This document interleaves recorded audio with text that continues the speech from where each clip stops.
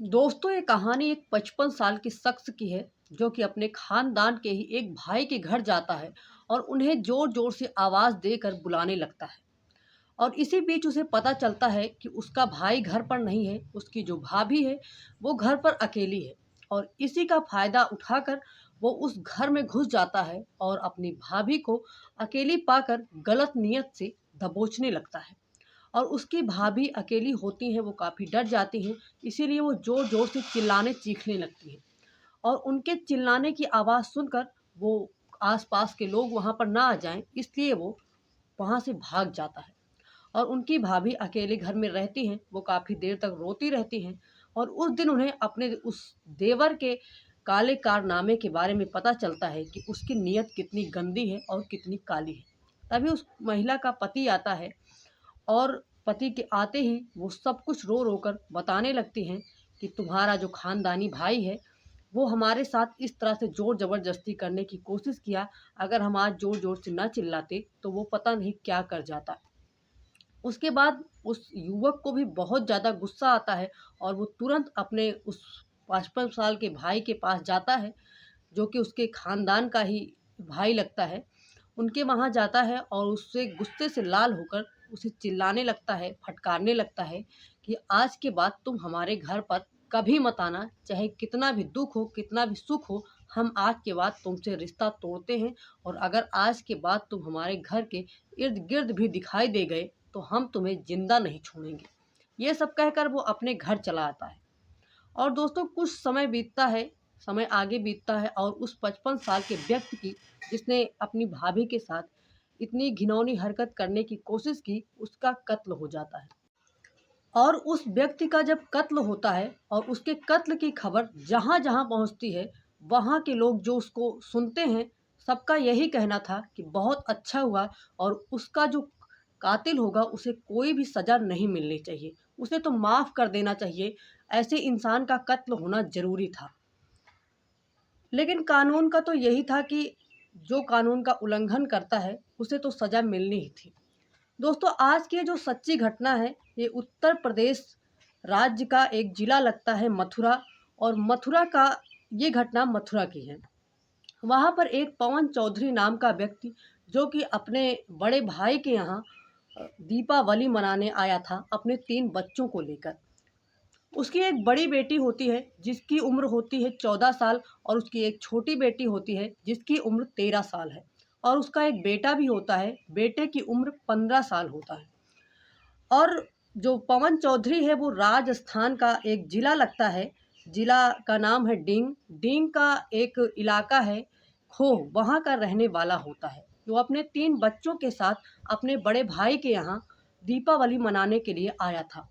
दीपावली मनाने के बाद वो अपने तीनों बच्चों से कहता है कि अब घर चलने का समय हो गया है। दोस्तों, ये घटना जो है ये 26 अक्टूबर 2025 दोपहर के लगभग 1:50 की है। वो अपने तीनों बच्चों से कहता है कि अब त्योहार अगर मना चुके हो आप लोग, तो अपना सामान पैक कर लो और घर चलते हैं। अब ये बात अपने पिता की सुनकर वो जो उनकी दोनों बेटियां होती हैं, वो थर-थर काँपने लगती हैं और जाकर छिपने लगती हैं। और उसी समय उसका बेटा भी आ जाता है, जिसकी उम्र 15 साल है। वो भी अपने पिता की ये बात सुनकर छुपने लगता है। और वो जो उसका पिता होता है पवन चौधरी, अपने तीनों बच्चों की ये हरकतें देखकर वो बहुत ही परेशान हो जाता है कि आखिर ये लोग कर क्या रहे हैं। अब तो त्योहार भी मन चुका है और अब इन्हें घर चलना चाहिए। वो तीनों बच्चों को ज़बरदस्ती घर ले जाने की कोशिश करने लगता है। तभी उसका जो बेटा होता है जिसकी उम्र 15 साल है, वो बाहर आता है और कहता है, अगर पिताजी ये दोनों नहीं जाना चाहते, तो आप इन्हें ज़बरदस्ती क्यों ले जा रहे हो? इनका अगर मन है तो यहीं रहने दो, हम चलते हैं तुम्हारे साथ।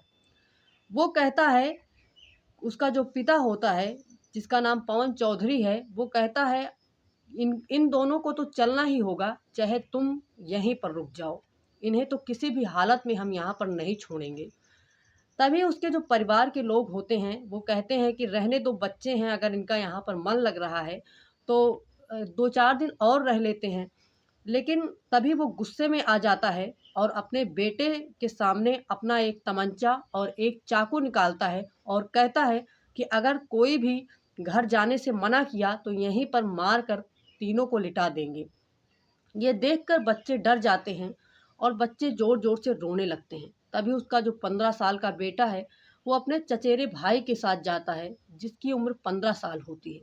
उसके पास जाता है और अपने पिता की सारी हरकतें वहाँ पर जाकर बताता है कि आखिर उसके पिता की क्या काली करतूतें हैं और उसके बहन को वो क्यों ज़बरदस्ती ले जाने की कोशिश कर रहा है और हमें यहाँ पर क्यों छोड़ रहा है। तभी उसका जो चचेरा भाई है ये सब सुनकर वो भी परेशान हो जाता है और कहता है कि अब जो उन्होंने कर लिया उसे तो जाने देते हैं, लेकिन अब ये आगे अपनी हरकतें नहीं कर पाएंगे। वो उसे कहता है कि अगर ये ज़्यादा उग्र हो, ज़्यादा गुस्से में आए तो हम दोनों एक एक हथियार इनका छीन लेंगे और इनका सामना करेंगे।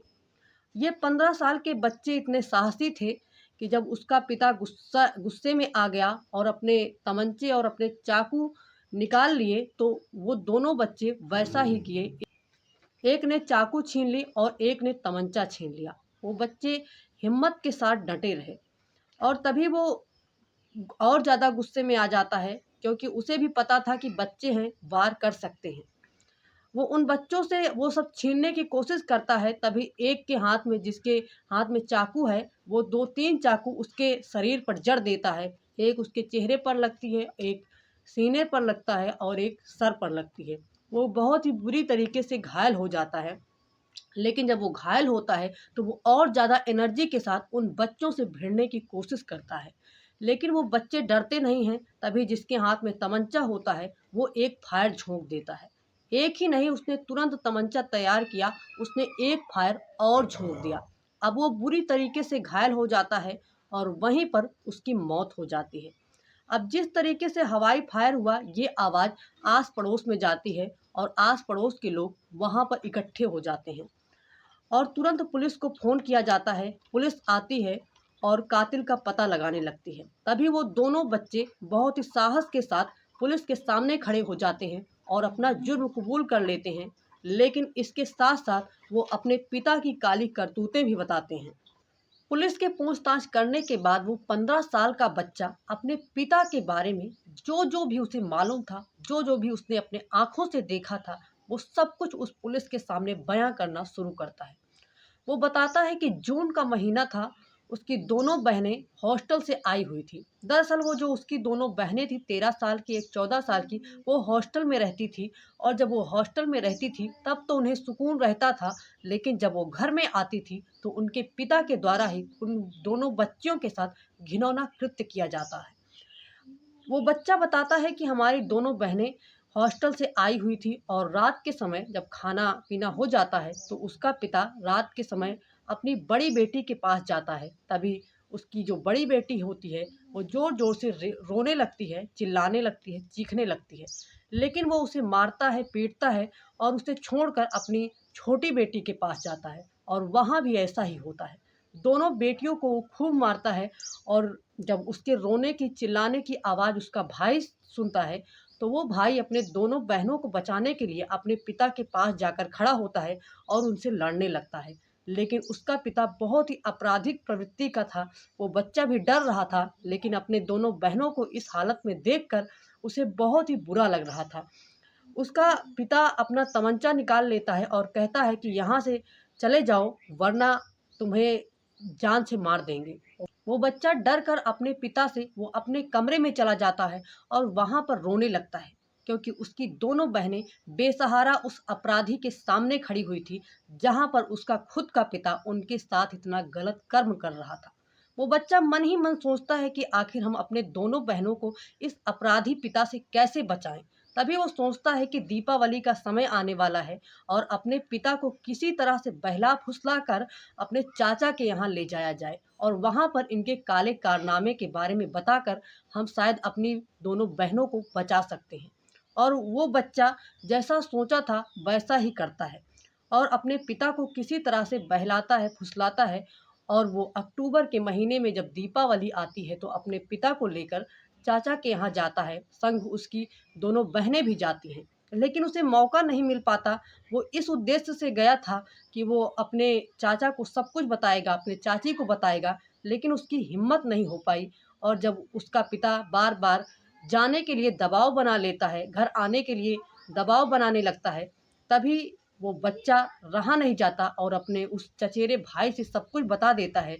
और चचेरा भाई और वो दोनों मिलकर मजबूरी में ऐसा कदम उठा लेते हैं कि उसके पिता की मौत हो जाती है, उसके पिता का कत्ल उसके ही हाथों हो जाता है। वो सारी बातें पुलिस के सामने बता देता है और अपना जुर्म भी कबूल कर लेता है। ये सब सुनकर पुलिस के भी पैरों तले ज़मीन खिसक गई कि कैसे एक पिता अपने दोनों बच्चों के साथ, दोनों बेटियों के साथ इस तरह कर रहा था। कहीं न कहीं पुलिस के भी मन में ये चल रहा था कि उस अपराधी के साथ सही हुआ जो अपने बच्चों को ही नहीं छोड़ रहा है। दोस्तों, आपको क्या लगता है कि उस बच्चे ने सही किया या गलत किया?